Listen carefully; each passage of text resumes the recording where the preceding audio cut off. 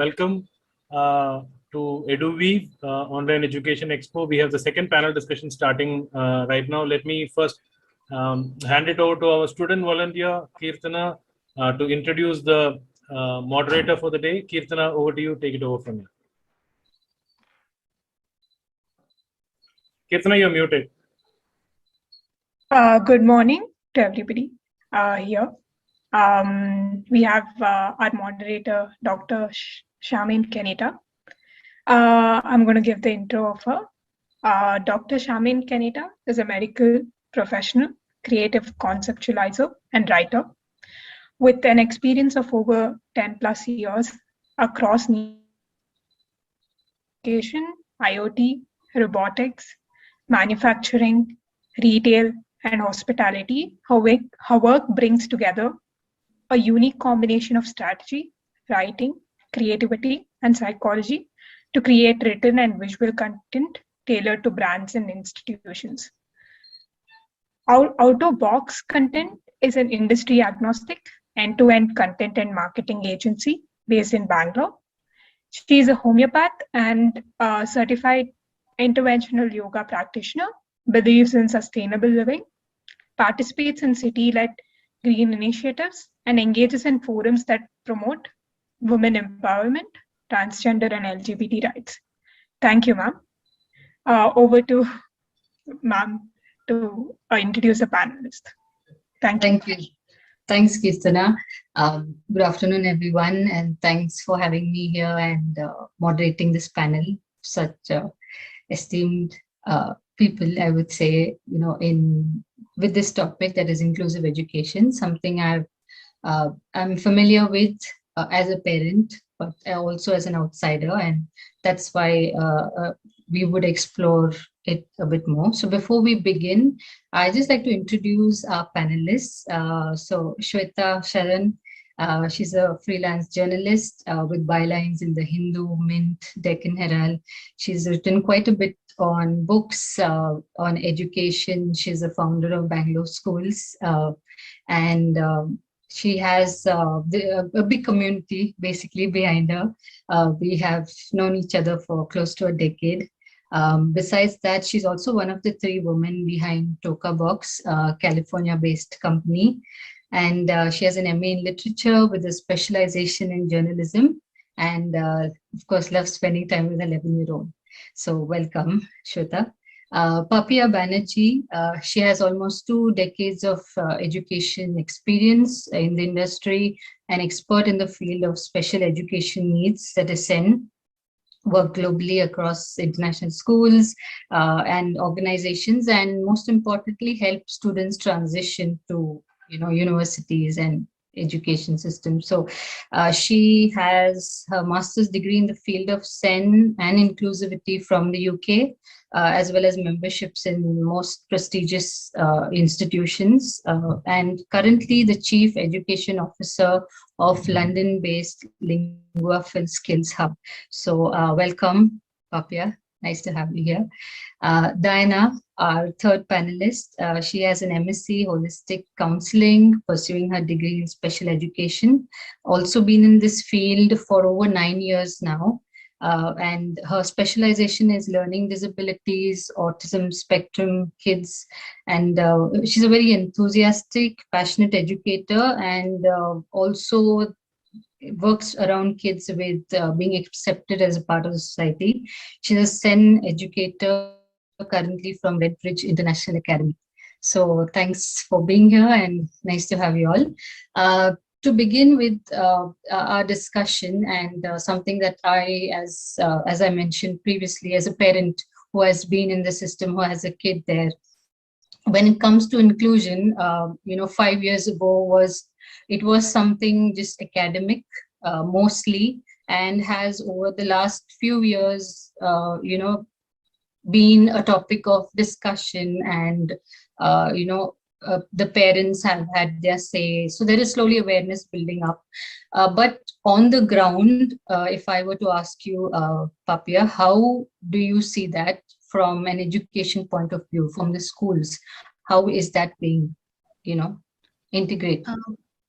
Hi, Shamin. Thank you. Thank you for that lovely introduction. And thank you, Diana. Thank you, Shweta, everyone, that we are here. We can discuss some valid key points and help the parents make sustainable decisions in their current ecosystem to work better for their children, of course.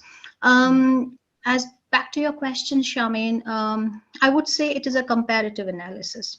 So there, since I have been exposed to different countries and different education mediums, what I'm finding, and when I did my ground survey working for Linguafile to set up our operation in India, I found there was a big difference in terms of what is happening at the ground point.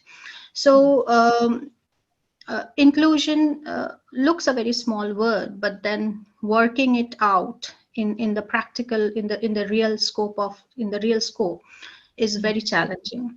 And from the point where I left India and when I came back, there was a big difference of around, I would say, more than 15 years or so.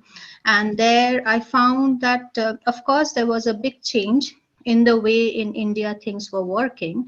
But when it comes to the secondary sections, that is, grade 7, 8, 9, 10, moving forward in the higher education field, there is still a big challenging gap. Why the challenging gap? This is nothing to blame to the school or any education system. That is because as the studies become more specialized, as far we go into the courses, managing the students' pace of learning required, and the schools, structure, because they are bound by the timeline. There starts the gap. Okay, and of course, when I was doing.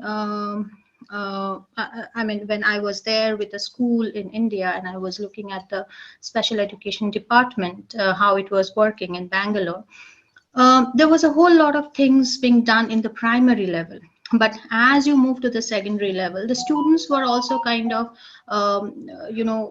moving back, because emotionally they couldn't, because they were also growing up. So they didn't wanted to come to the SEN department to learn, because there was that, fitting into the social group, those self-esteem values were kind of hitting them.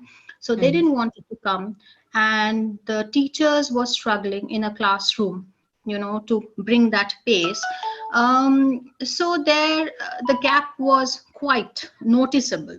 Okay, and at the end, I think I have always said that it also depends upon how much, as an institution, you are empathetic to this whole system, because it's an ecosystem. No one person can work with the child, but it takes the whole society to work with the child.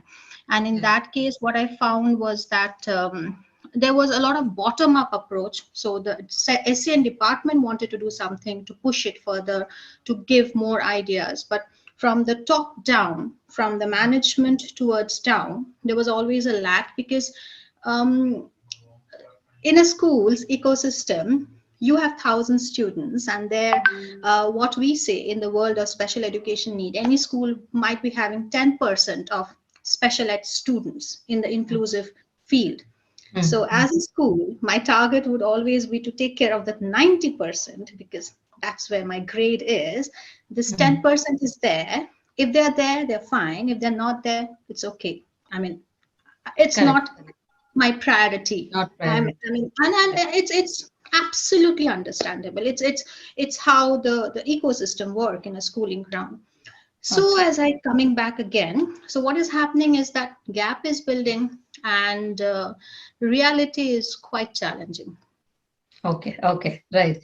Thank you for sharing that. So if we were to then, you mentioned from the bottoms up approach, I mean, there are two levels. There is the legislation part of it. There is this whole change happening there, and there is then this whole acceptance, awareness at the school level. So Shweta, if you can weigh in with that, with, the actual on the ground, how does it work out when it comes to, this whole acceptance, this awareness from a parent's point? Yeah.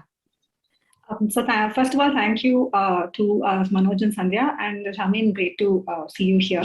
So I am a parent of a child with neurodiversities, proud to say it.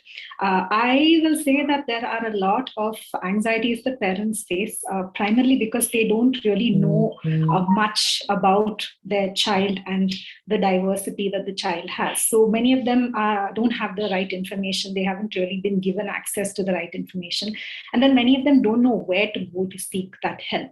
So what they do is they come to me or come to one of the other admins and ask us. So I feel that we need a lot more parent education, so that parents can understand what are the different diversities that their children have. That's one thing. Secondly, I feel that many schools are not willing to, many, not all. I mean, I'm sure there are many schools. My daughter goes to one such school.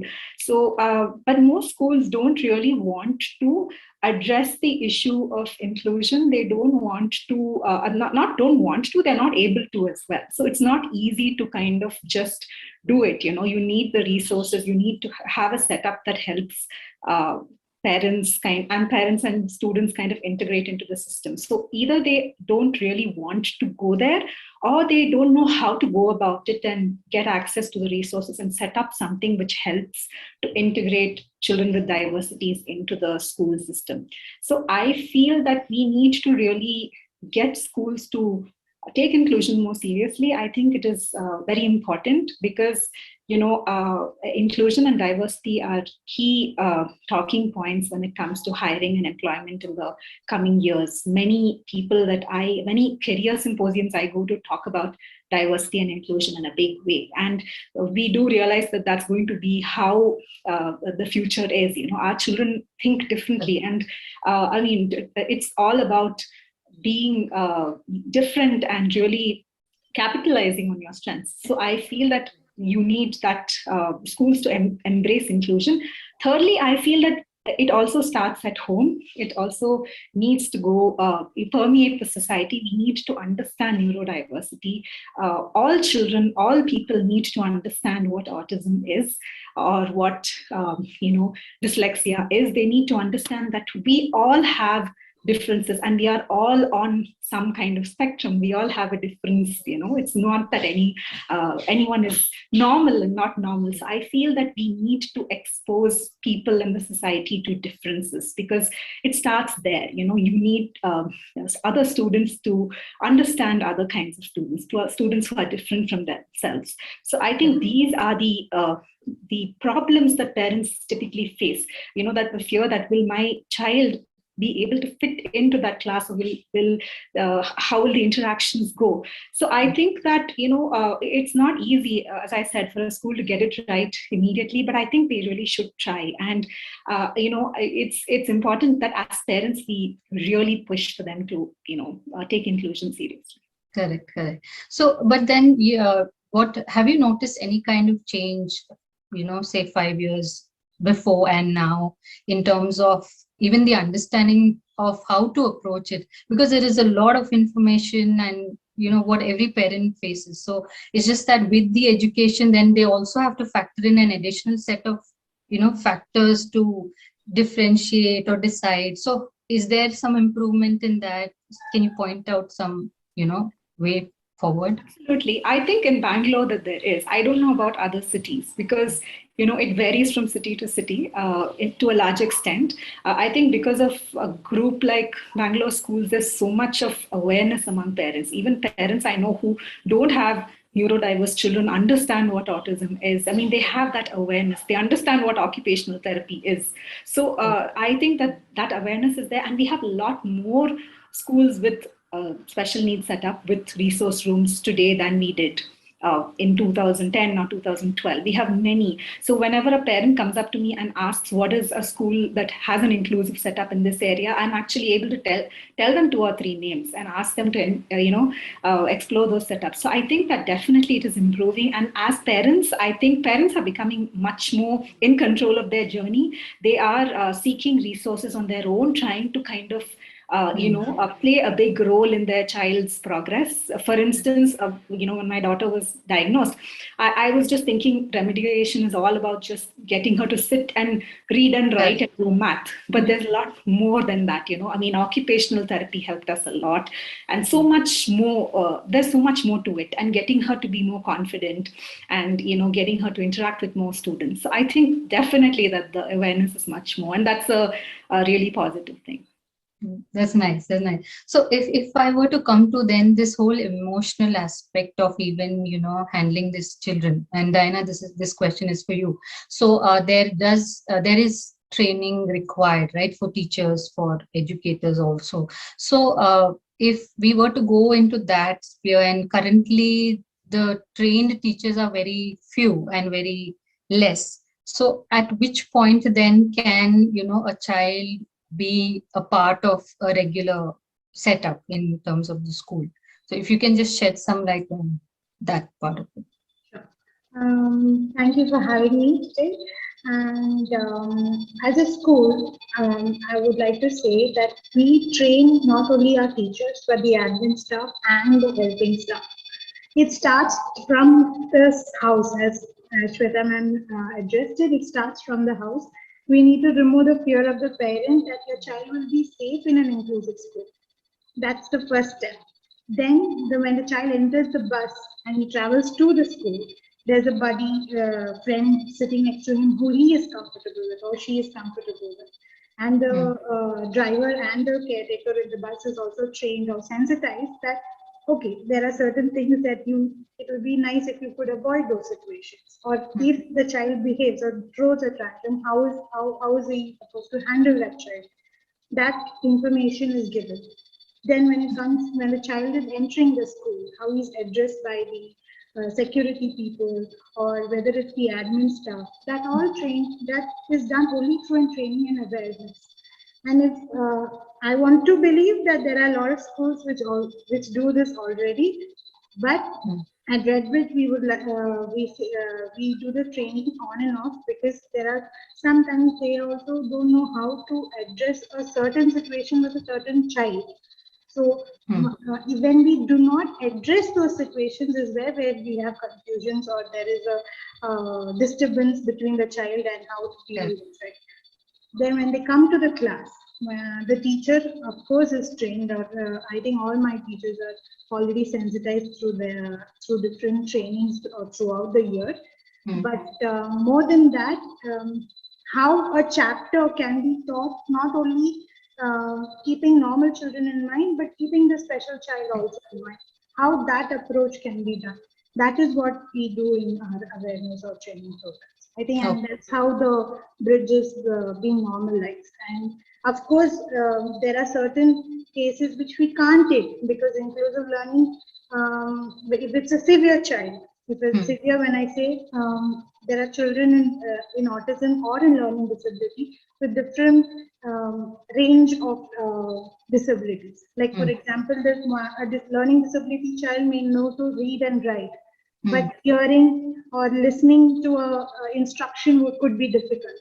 So severity based also there can be the difficulties for the child to learn. For those children, we take them into SEN classes and we teach them one-to-one.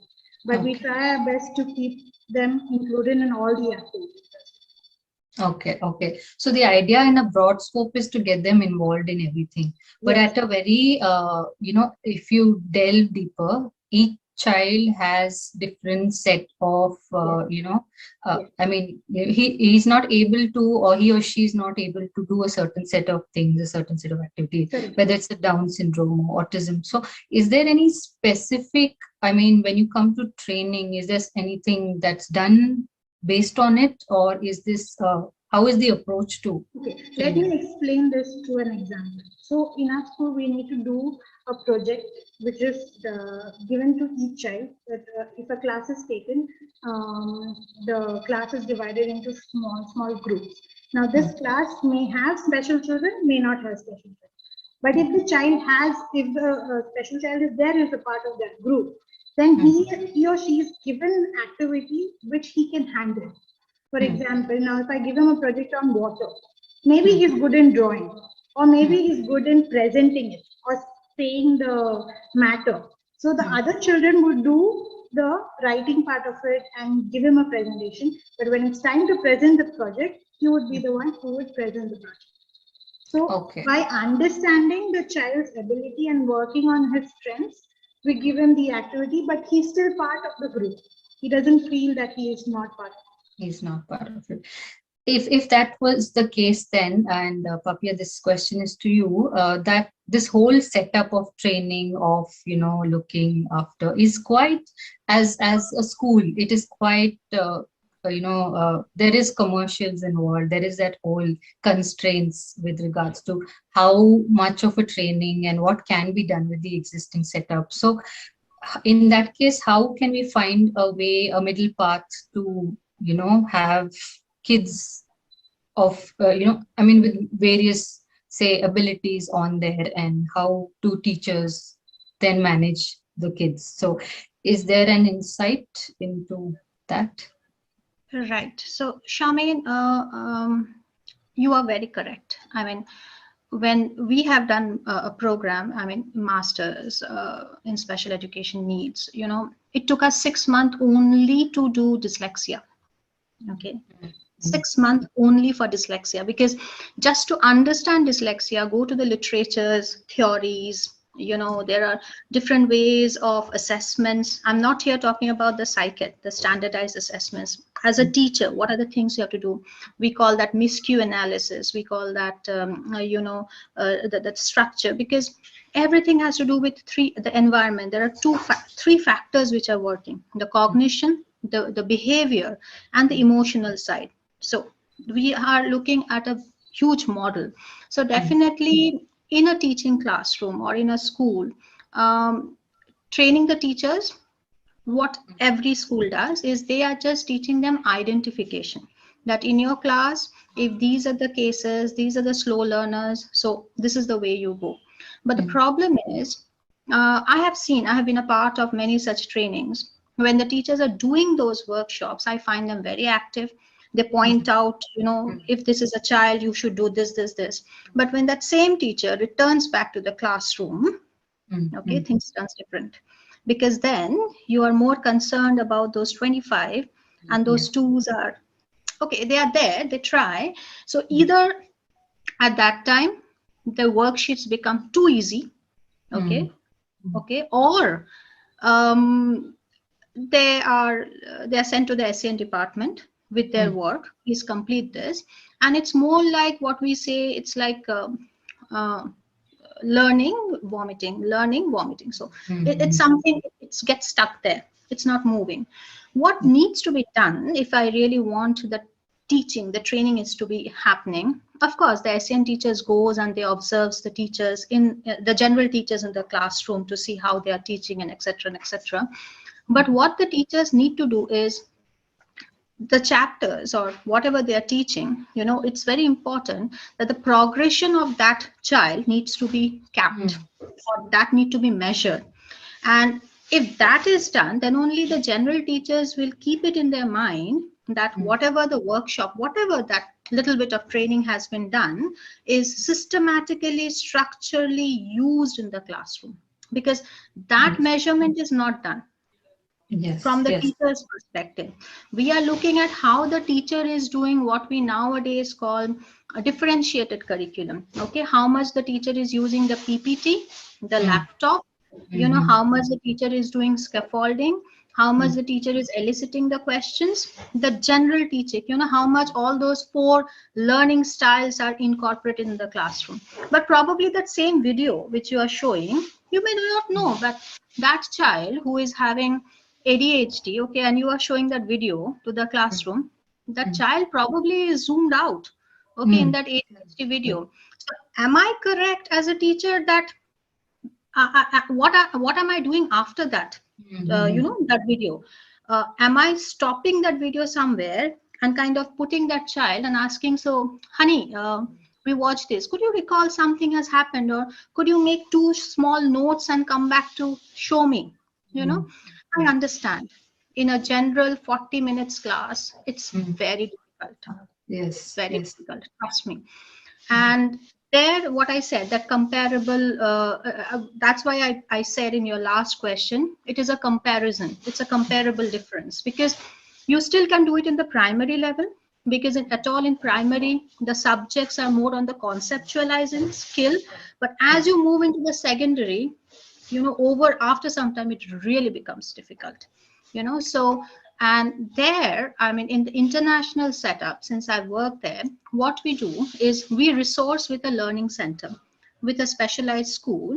And what they do is, in a week of 5 days, they put 3 days, the schools collaborate, that is school to school collaboration. So 3 days, the child goes to the special school, doing that one-to-one. 2 days the child comes back and goes with their own school doing the mainstream with the other.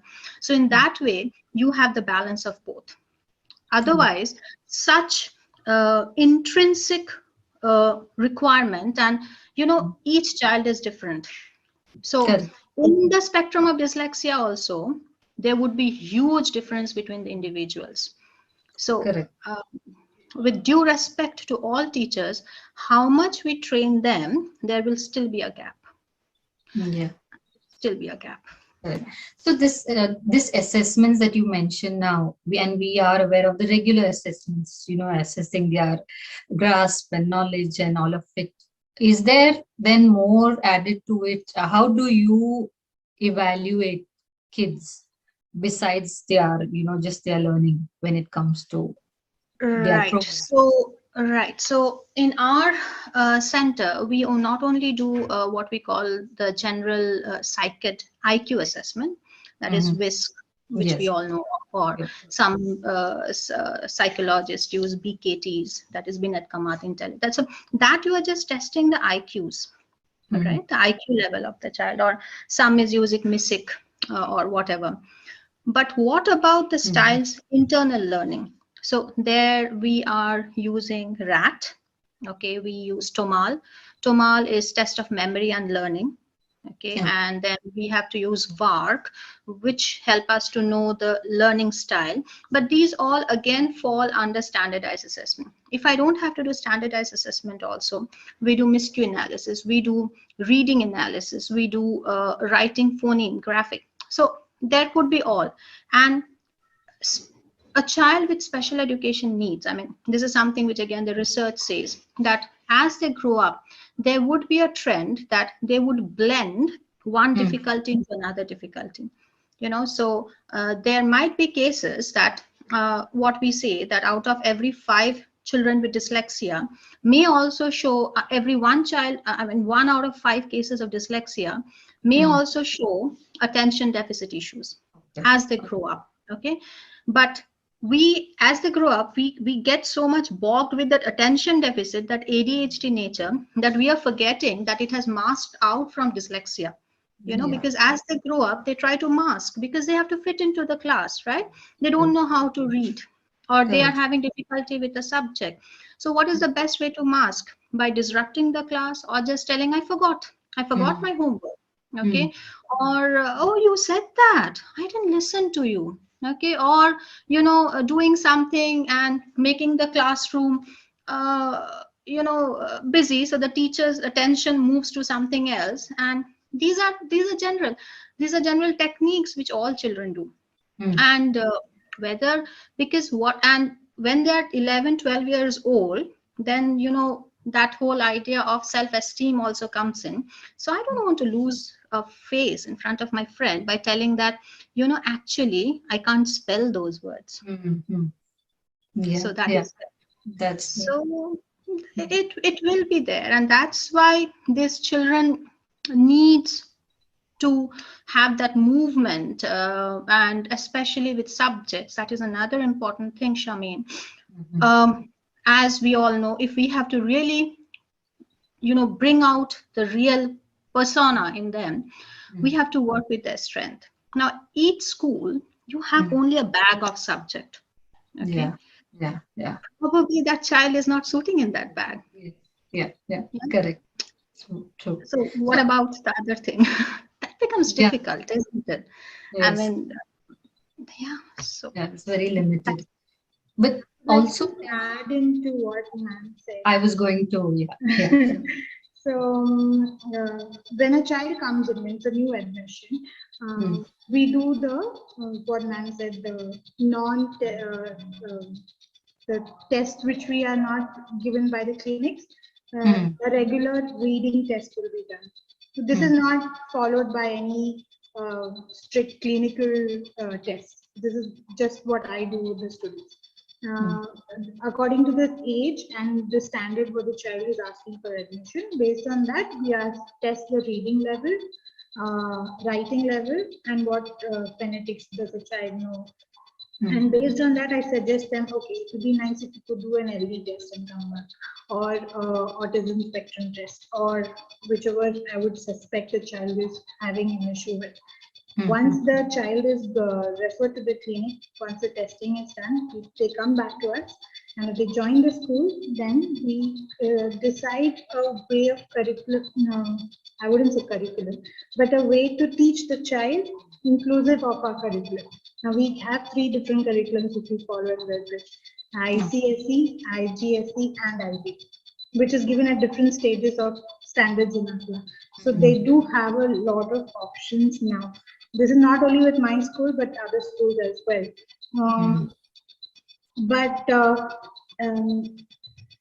The most popular one is IGNOU, where they feel that, okay, a child is allowed to only go to IGNOU is only because he's a special child. No, I want to tell parents that no, your children should be encouraged to take other subjects as well, because they surprise you. They surprise you every year. Because as ma'am said, the IQ level of the child is growing because of the experience and exposure what the child is given. So let's not, just go to a school because the subjects are easy or the curriculum will be easy for my child. Let's work towards the strengths of the child. Let us understand and recognize them and work with that, not based on their weaknesses. Yeah. So that is again another choice that parents make, right? Based on how their kids are, they first choose the school and then it works backwards to fit in the child to that school. So then my next question comes is, by giving kids this kind of, boxes, of course it is helping us, with regards to the education and making things accessible, available to them. But also, are we then creating this kind of divide between, kids that are neurodiverse and neurotypical? I mean, from a educator's point of view, from in general community point of view. I think by default that is there, because we are trained to take care of their children. As ma'am said, we have been training ourselves from, at least I am part of psychology from 11th grade. So, and to be more honest, I myself was a special child. So I can understand their difficulties and I can relate to them at a very emotional and physical level. And that gap, how a normal teacher would teach a child and who would just attend training, and of course the same teacher, there is definitely a difference into the way they approach the child, the empathy level, the patience level, everything is different. I guess it's also because of the detailed study what we do. But having said that, I know there are teachers at a normal class as well who do have the empathy and the patience to take all the training what we have given them and implement them. Maybe not all, but there are few as well. Yeah, thank you. Shweta, if I were to ask you a very simple question, to actually make a child flourish, to have, to give them what they want, to help them manage in this education system we are today, as a parent, where do you see that coming from, or what kind of, facilities, assistance, in what way can parents then see that their child gets what they want? I think as parents, we need to be the biggest advocates of our children. I mean, it's hard when you go to, someone who does a test and tells you that this is what your child's challenges are. I would rather look at the strengths that the that the test has told me. For instance, she has got really good visual spatial skills. Again, that doesn't fit in because most subjects are reading, writing, like Tapia said. In school, it's just the science, reading, writing. What about visual literacy? How can it be that she's so good in visual spatial skills? So I think we need to be big advocates of our children, understand their strengths. I also feel that somewhere, I'm a parent of 11-year-old, so it's been 11 years of this journey. I somehow feel that I think that we should start looking beyond a school and look at other ways to educate our children, other ways to find them avenues in our world. It doesn't have to be in a school. It can be something like a homeschooling setup, or it can be a micro school. It can be something wherein you put them in a school that has a culture of inclusion, but outsource your remediation. It could be something wherein you put them in a place where you have a lot of other activities that you explore, not necessarily academic. It can be something to do with anything that doesn't need that academic strand that we are so obsessed with in this country. So I think that especially now, we have so many resources. We have, for instance, apart from NIOS, Linguafile also offers BTech, which is something that is very exciting. So I think that there are many opportunities outside this, narrow notion of school that we can look at. I'm not, dismissing school. I think we can do things with schools as well. And, we can really find ways to make our children flourish, because again, it's, like I said, I think diversity and inclusion really make you different. Yesterday there was a panel discussion with Ashoka University on, avenues for children with dyslexia in universities and, careers and things like that. They had so many alumni and people who are doctors, who are, in different fields, who had a diversity. So they were coming and speaking about it. So I think, to make your child really feel accepted and to really flourish, I think we should stop obsessing over their performance in a school and start looking at different ways that you can get their talent to kind of flourish. And Charmaine, like I did say that things have changed since the last 10 years, but I think there's still a lot of room for improvement. It's still not perfect. That's what I have to say. We need to really work towards inclusion in a big way. But I do feel that we can look at other avenues that you can make, children sort of flourish, not necessarily in a school. You can look at other things that you can do. Yeah, I like the fact that you mentioned that you look at everything positively, because the first time the assessment comes in, it's all the negatives that are highlighted, and then you are scrambling to find ways to plug the negatives, Yeah, exactly, Charmaine. And I think I looked at it, I thought, okay, she's actually beyond her grade level in visual spatial skills. Why is no one talking about that? Why is everyone going on and on about how she's below grade, below grade in that? And you do need, when you're talking about future of work, visual literacy is a huge skill that you need. You need it in today's world. Today, Mark Zuckerberg just launched Meta. So we are looking at a future that is so visual, and it's not just reading, writing, and math that's going to drive our future. So I think that is important as well. And somewhere I was reading that the person who developed the IQ test did it so that it's an indicator to teachers as to where they should improve, and not where the child lacks. Yeah, I was really surprised. I read that in the Carol Dweck's book on growth mindset. So when I read that, I was really surprised. I thought, okay, an IQ is a static thing that, and then I should feel really upset that my child's IQ is low or high. So that really changes your perspective. So yeah. Thank you for the insight. So sorry, Charmaine, I would just like to add into it, and I think it would make sense. I'm just giving you 2-3 instances. Whether, yes, it is true that in Bangalore, we find that many schools have come up with these different boards together. So till class 8, grade 8, they say that the child will be in a mixed bag. So there are portions of ICSE being taught, there are portions of IGCSE being taught. And after, at the grade 9, the parent has orientation, and then the children are branched out, as IGCSE, ICSE, IBM. As a psychotherapist, as a clinical psychologist and as a special educator, I think it's a very wrong idea.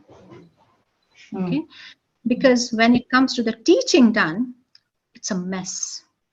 It's a mess. My son, I can talk about my son. He's 16 years old right now. Throughout his age, of course, he was in an IGCSE curriculum. It was only that the time when I was in India, because I was working for Linguaphile, setting up the ground and all. So I had put him in an international school there.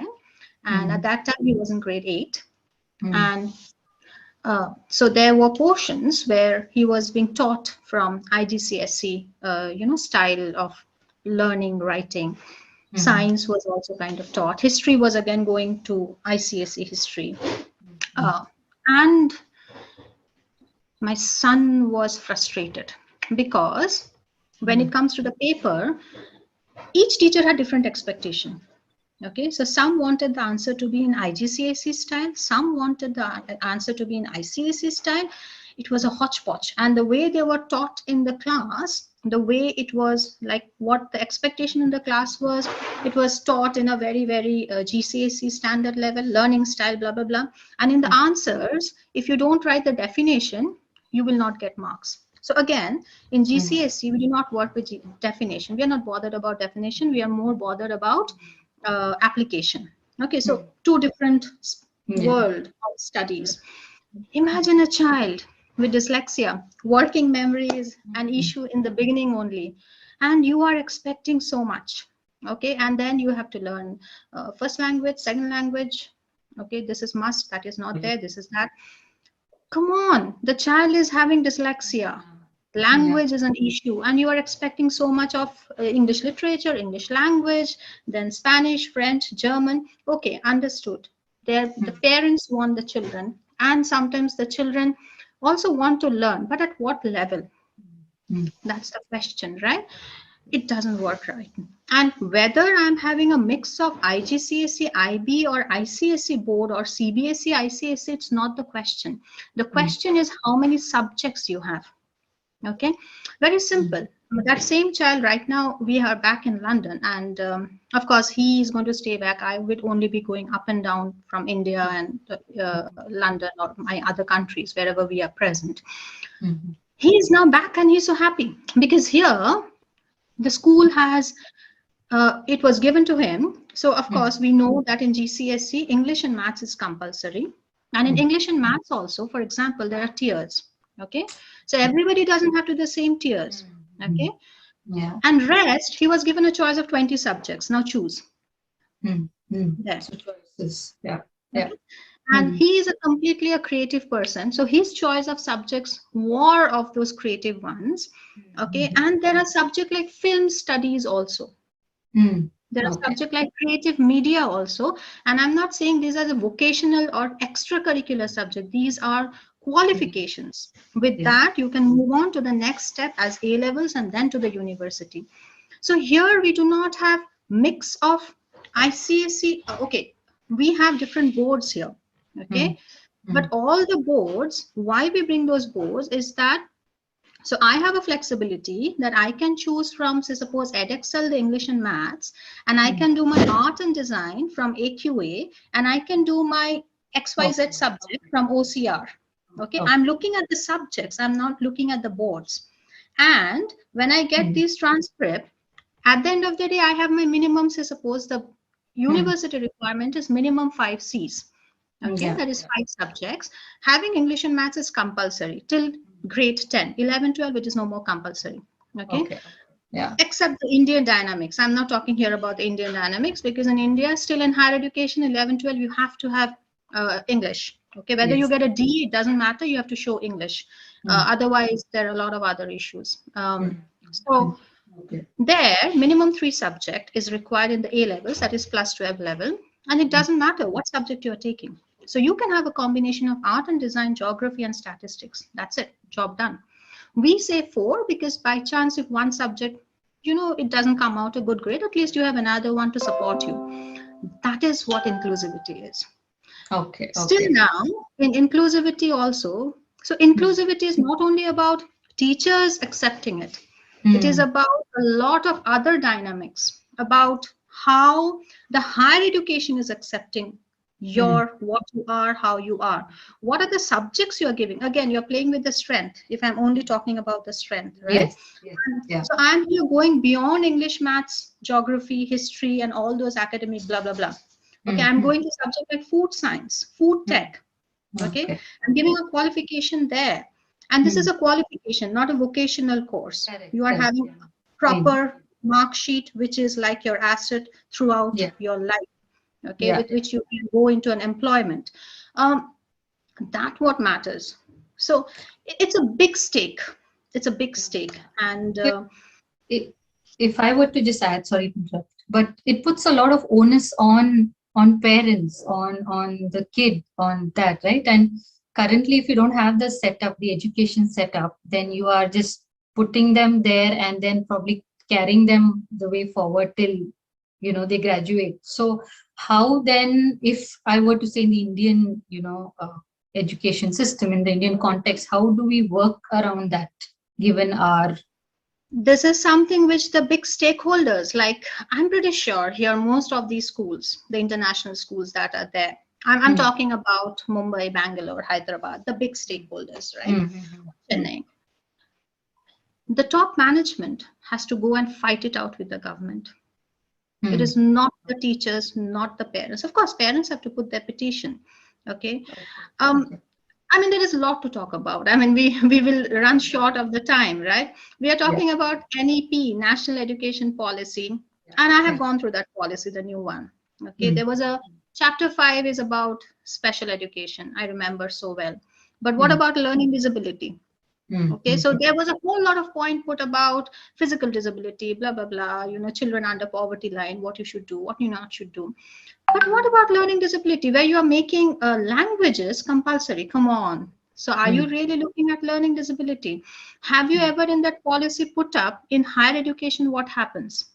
So when how many children, say suppose in University of Mumbai, University of Chennai, in a general BA or BCom classroom, I just want the simple data. We have a data in all the Western world, right? Where we know the inclusivities in the university. And there are children with autism who are running in the regular classroom with the university. So I'm with Birkbeck University because of psychotherapy. And I know there were cohorts there with me who were having dyslexia. And I have seen how they are supported, how note taking, how you have to write, assistive technology was given to them. And there was no judgment, no bias. It was such a natural classroom. We all worked together. And say suppose there are probably in that cohort, I had 4 people who were having dyslexia. So as I said to you, it has to be, bottom down, right? So this top managements have to go and say that it's not the policy. What happens in the ground level? Talk about ground level. Are you ready that in ICSE I have art and design and CBSE English is very easy? Can I run these 2 boards together? My child will get a mark sheet from ICSE in X subject, CBSE in another 2 subject. And will they be accepted with those mark sheet in the university? Talk about that. That's inclusivity. And that's the lack. Okay, makes sense. So, Diana, if I were to continue from Papia's conversation about this whole, the legislations, all of the changes made, but from the emotional need of kids, of how, at the end of the day, they are the ones at the center of it and we are the decision makers around. How do you feel, do we proceed with if there was to make any breakthrough going forth in the way education? In terms of parents, no? Yes, parents in terms of the education system, will creating what you say, like Papia mentioned, breaking it up into, I have a different perspective towards the whole thing. Okay. Do we have IDs? I mean, I completely understand what Papia said. And yes, that is a big difference between how the Western culture works and how India works. And we still have a long way to go. And yes, in the national policy, even I was very disturbed when they didn't add anything about learning disability children. Then that spectrum is so huge, and we have a lot of children in that spectrum. And But I want to say that when I was detected as a learning disability child, I had issues with math. Math was my biggest enemy. Math never went inside my head, and it's still there. But up till the 10th, I faced it, and I scraped through it, and I went to my 11th and 12th, and I dropped math. And that happened, and after that, I could study way better, and I think I'm doing fine right now. But IGC and IB do have special policies for children who have difficulties in learning. I don't know how far it has helped many of them, but I know that exists, and it is helping children to, even learning disability children, to take part and do the process. Meaning complete that curriculum and go to other universities, especially abroad universities. Okay. But the way we deal with it, yes, there is a lot of gap between the Indian culture and the Western, where they have reached, which we have to still bridge. That I completely agree. Yes, But the children are able to complete these policies, I mean, these curriculums as well. And in terms of parents, I would only say that, you need to choose, how Shweta ma'am said, you need to understand what your child's strengths are, what they like. That discovery itself is a process. You can't sit with, okay, let's study maths today and let's see how good you're at. It won't work out, because we need to understand each child learns also very differently. There are auditory learners, there are visual learners, there are kinesthetic learners. We have to understand, recognize that, and understand the child in terms of a very minute level, which you can, of course, take help from special educators. You can go to clinics and understand your child better. And from there, you choose which school and which subjects will be helpful for your child. And I think that's the best way to approach, at least with our current system, what we have, that's the best way to approach as to which school your child will be perfect. Okay, thank you. And Shweta, if I were to ask you that, there are schools for special education, there are schools that are trying to, who have the inclusive education in them. So when it comes to the actual tangible day-to-day level, does it make sense to have or to teach everybody together, or to have common spaces where kids meet? Because it's also a lot about empathy. It's more than, because there's a lot of bullying, there is a lot of subtle other, there is a friend of mine, Gayatri, another, who runs a special education school, was mentioning about there are separate entrance ways for kids who, so that they should not mix. There are schools like that. So my understanding, or my want to know, is how can this, which space, common space, then they can meet, where empathy comes into the picture, where this whole, it's spoken of without any kind of labels attached. When does that happen in a school? I think that, a culture of inclusion is something that the school should take seriously. So I can give an example of the school my child goes to. So they know the teachers are sensitized. I think Diana ma'am was also talking about this. The teachers are sensitized about the children, and are also, and so are the other children. So if there's a situation where the other child doesn't understand what my daughter is saying and says something which he or she didn't intend to say, the teacher takes the child, both children aside, individually, and tries to, sensitize one to my daughter's diversities, and sort of also tell my daughter, like, try and make her understand. So I feel that all stakeholders should be on the, should understand inclusion, should understand it's a culture. It's not just about, having a fabulous resource room when you are not able to sort of understand what inclusion is. And I don't think that we should stop fighting for inclusion just because, there are some people and there are some mindsets. We should in fact try and change that. So I think we should keep fighting that, we don't, we need to tell schools that there's no way that there should be a separate entrance. Like you mentioned, I mean, you gave that example. You need to keep fighting for it. And so I think that comes with a lot of user education, a lot of parent education, stakeholder education, and that has to, I think that it just has to happen. And again, like I can give an example of a book I read recently. It's about Diwali. It doesn't really say that this child has a diversity. It just the illustrations show children with different with many differences. So there's no explicit labels that are given, but the child is internalizing the idea that the world is a very full of different people. So I think we should aim at doing that, and we should just get more people to understand it, instead of just saying that, hey, it's not working out, I should opt for a special school. It's not that a special school is a wrong thing. Many people opt for it because they want a lot of remediation, and they feel more that it suits them better, the programs there suit them better.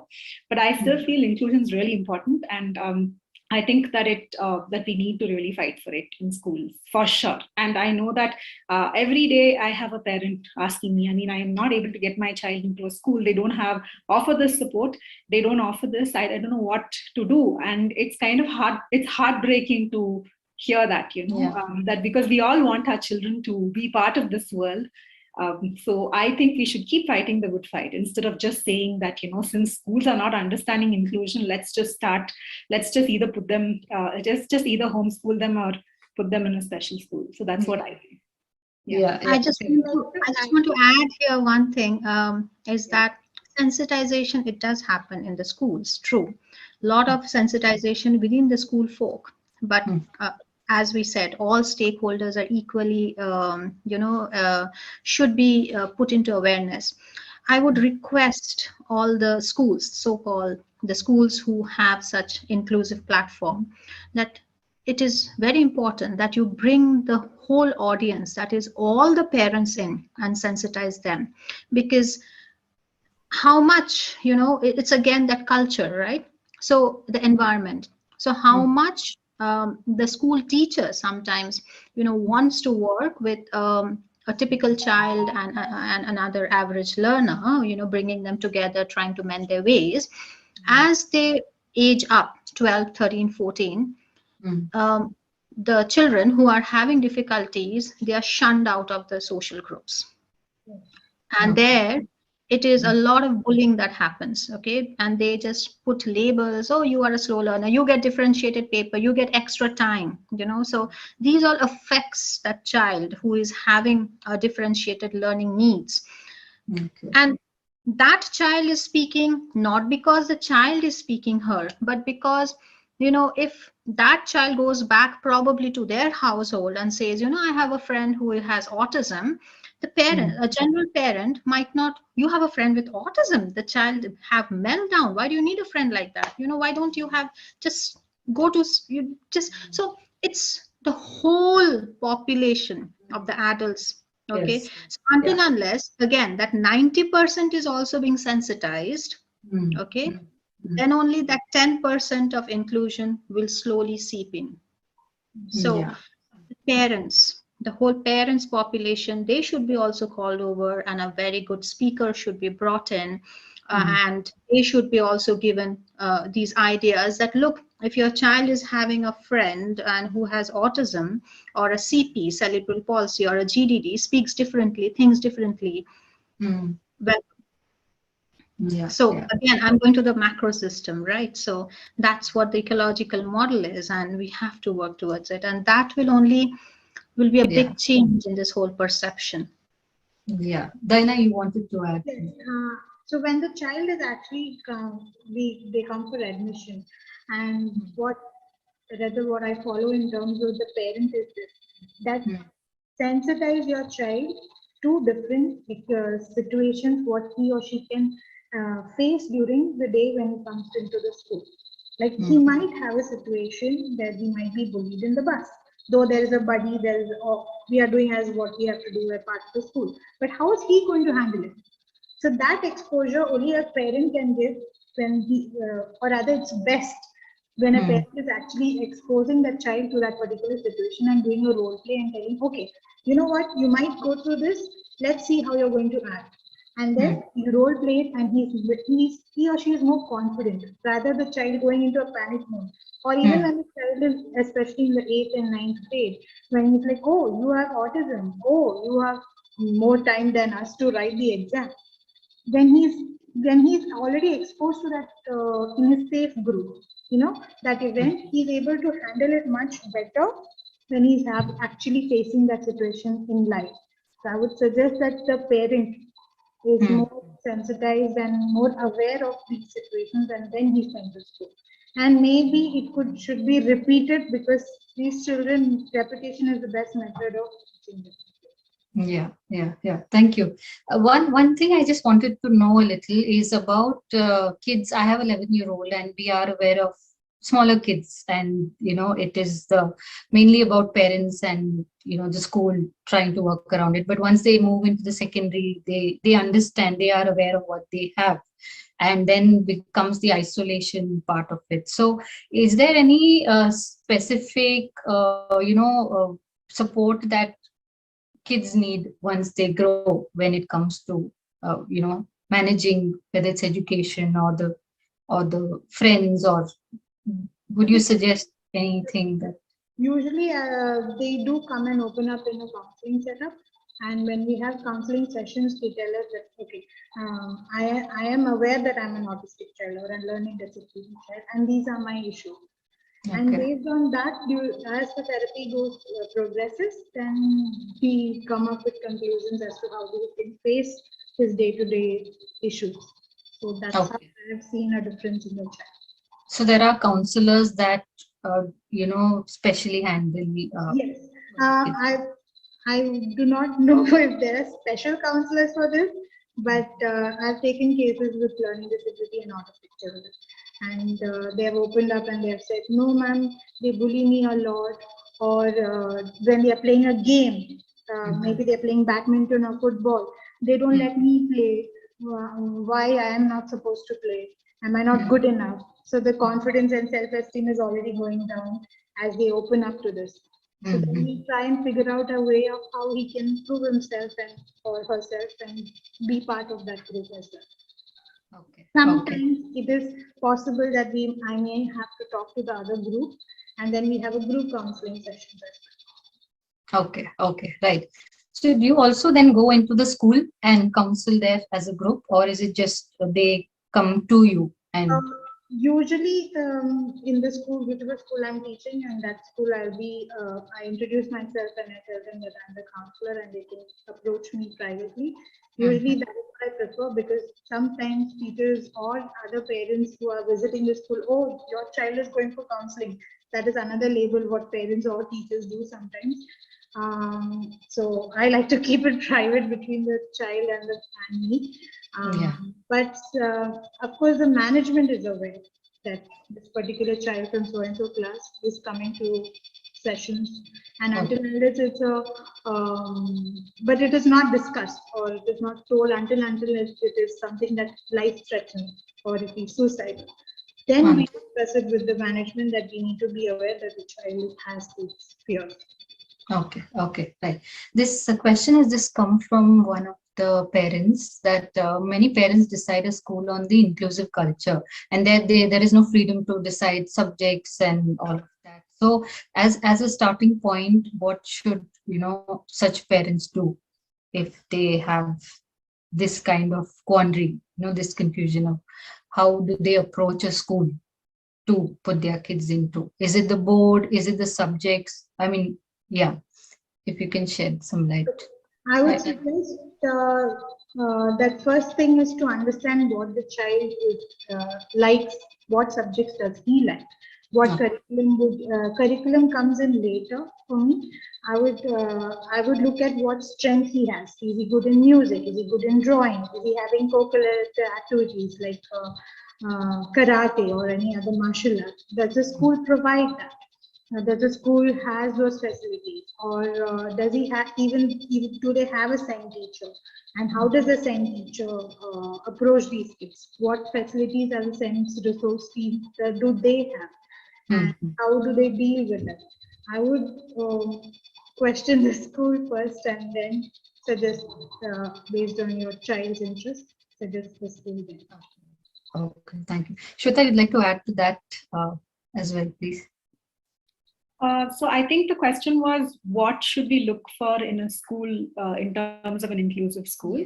I think there are many things that just not one thing that, that we can expect a school to provide. I would, of course, definitely look at how supportive they are with the parent in terms of helping the child navigate the system. So it's not necessary that the school should have a full-fledged resource room.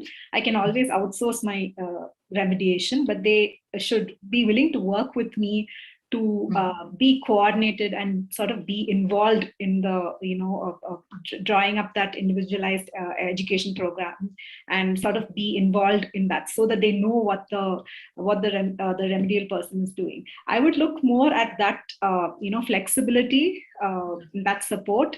I would also look at again, schools that have different alternative pathways for students in the higher grades, so that they are not pressured to study subjects that they don't have a natural interest in.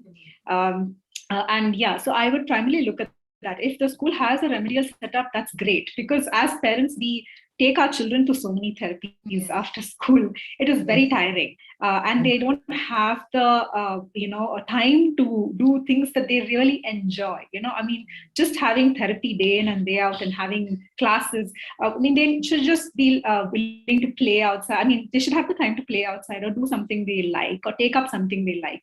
So an ideal situation would be a school that has that support in-house, so that the child can have a free time.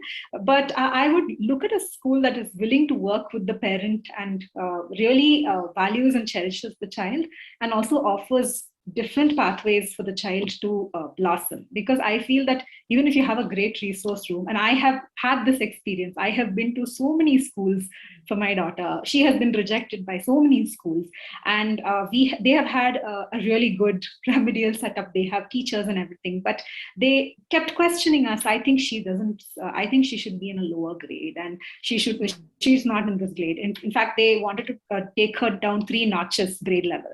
But I said, no, I think that she needs to interact with children her own age, because it comes, I mean, that also a skill, right? Like, you learn so much. So I would look at a school that really supports the child and the parent and really is willing to work with them. Other things fall in place then. So that is what I would look at, really. Yeah. And Papia, if you could add, and with all the experiences on the ground level that I had, and that's the vision of, I can say about what we are doing. I can't say about all the schools out here. So we are coming up with the center. Till now, we were only working online throughout the world. But right now for India, we are coming with a hybrid model. We are bringing the center. And our center is not a traditional school center. So here we are bringing all those subject qualifications, which in a general school, you can't have 40 subjects, but we are bringing it based on what each individual child requires. And it would be a place where the child is free to mingle, okay, and they have both supports to study one-to-one based at their pace, as well as in small social groups where they can learn about the social skills, they build the social skills. We have under one roof, we have all the therapies. So it's a part of the regular timetable, and the parent, post the time gets over, the child and the parent can have some other things to do rather than just academics. We at our center, we do not give homeworks. We believe that weekends are weekends, and we do not want them to push through against studying. It's a family time, let them enjoy. Of course, in my center, what I just right now don't have is the sports. That is the area where we do not have, but we are collaborating with the other school where we can get that sports also, getting up.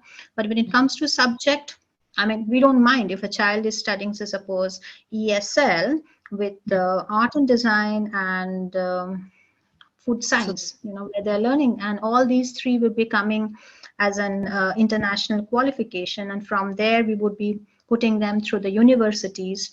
We are providing internships, corporate internships to for the ones who are 16 plus, 17 plus, how to work in the corporate level. Yes, and we are giving them, exploring them with all the different, different cultures, different people. We have regular PSHE sessions. We have a happiness coach. So it's nothing like a Santa sitting and talking to them about anything, without judgmental, without having a curriculum to speak. And our children love that. They just speak their mind out, whatever they want to. There is no bar, what you want to speak. And so yes, we are not having a traditional school, traditional center, something different. Anybody can walk in. We are refurbishing the place where all the simple things, like probably a tic-tac-toe on the floor where the child can just move on, a part of the OT being done without even knowing that it's in a play form. They are just walking. So that's what we are bringing in, and that's what we are trying to do. Yeah. No, so thank you for that. What I am understanding from your conversation is that working with the parent to, for each child, the flexibility in approach to choose subjects, to choose what they, and most importantly for the parent as well as maybe, to assess the child and then map the way forward, as opposed to the way we traditional do, which is reverse. Look at 10th and then, map the childhood based on where they're going to head. So thank you so much, Diana, Kapia, Shweta, for being on this panel, for very candid sharing of ideas and thoughts. And I hope whoever's watching takes away from whatever we can give them. Thank you for your time on this as well. And hoping to catch you again soon. Thank you. Thank you. Thanks a ton, Charmaine, for doing this for us and supporting us. Shweta, a big thanks to you. Diana and Papia, a big thanks from BSEI and EduWeave. Thank you for joining in, and all the visitors here. Thank you so much. We have the next panel starting sharp at 2 o'clock. Very interesting panel that we are going to discuss on the impact of music, sports, and dance in education. We have some phenomenal panelists again joining us for that. The panel is going to be moderated by Neha Mathur, who's an image consultant. And in the panel, we have Saurav Ghoshal, who's the Asian gold medalist, India #1 in squash, world #10, the first Arjuna awardee from squash. He's going to be in the panel. We have Dr. Bindu Subramaniam, who's the CEO of SAPA, a violinist, GIMA nominated musician, songwriter, daughter of renowned violinist Dr. L. Subramaniam.